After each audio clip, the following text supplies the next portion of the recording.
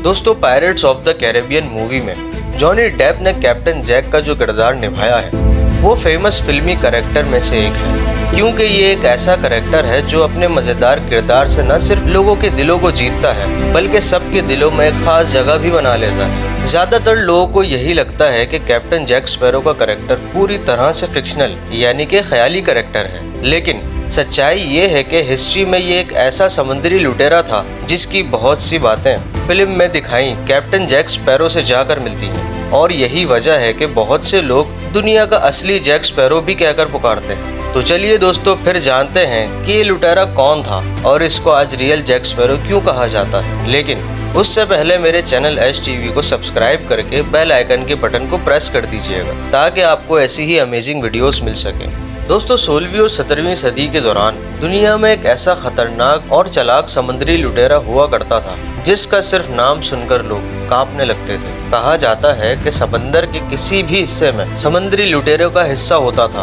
वहां से गुजरने की भी कोई हिम्मत नहीं कर सकता था, क्योंकि एक बार जो जहाज इसके इलाके में पहुंचता था फिर वो कभी भी वापस लौट कर नहीं आता था। लेकिन हैरानगी की बात यह है कि इतना खतरनाक समुद्री लुटेरा होने के बावजूद ये अचानक इस्लाम कबूल करके मुसलमान क्यों हो गया था और उसके बाद से उसकी पूरी जिंदगी बिल्कुल चेंज हो गई थी। असल में हम जिस लुटेरे की बात कर रहे हैं उसका नाम था जैक वार्ड, जो कि सन 1553 में इंग्लैंड के फेवरशम टाउन में पैदा हुआ था।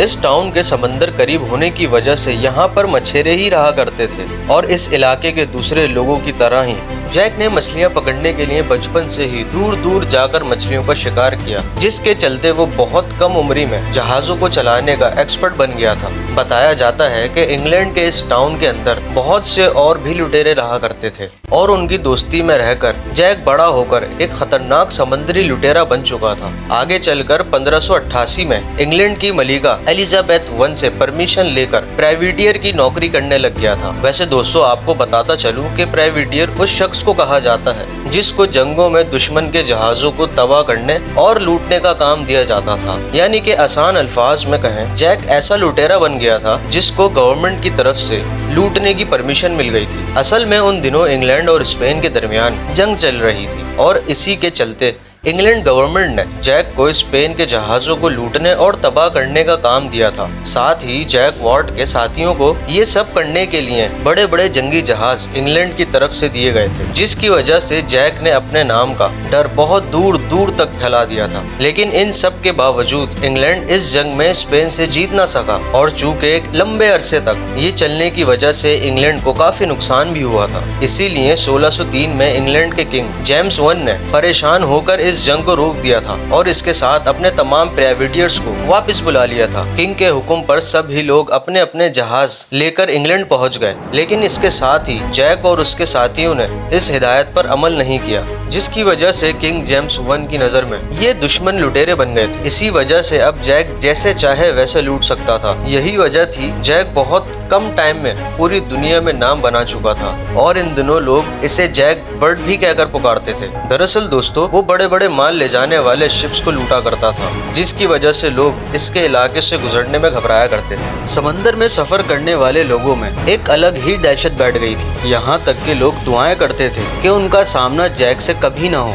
जैक ने जब इटली के समंदरी किनारों को निशाना बनाना शुरू किया तो जैक की एक मुस्लिम तुर्क से मुलाकात हुई जिसका नाम उस्मान डे था, और इस मुलाकात के चंद ही दिन बाद इन दोनों के दरमियान एक गहरी दोस्ती हो गई। अब इसी दोस्ती की वजह से उस्मान डे ने तमाम ट्यूनिस के समंदरी किनारों पर कब्जा करने की परमिशन दे दी थी। इसकी वजह से जैक को इटली के जहाजों पर हमला करने में आसानी हो गई थी। कई साल यही काम करने के बाद जैक के दिल में वापस घर जाने का ख्याल आया, लेकिन उसका वापस जाना इतना आसान नहीं था जितना कि उसने सोचा था, क्योंकि इंग्लैंड गवर्नमेंट की नजर में वो एक वांटेड क्रिमिनल बन गया था। जैक ने अपनी फैमिली के पास जाने के लिए किंग जेम्स वन को खत भी लिखे थे, लेकिन किंग जेम्स की तरफ से वापस न आने की वार्निंग मिल गई कि अगर तुम वापस आए तो मारे जाओगे। यानी वो अब ऐसा लुटेरा बन गया था जिसके पास अपना घर तक नहीं था। दोस्तों काफी मेहनत करने के बाद भी जैक को कामयाबी नहीं मिली, तो जैक ने उस्मान डे से मदद मांगी। उस्मान डे ने दोस्ती की खातिर जैक को न सिर्फ ट्यूनिस में जगह दी,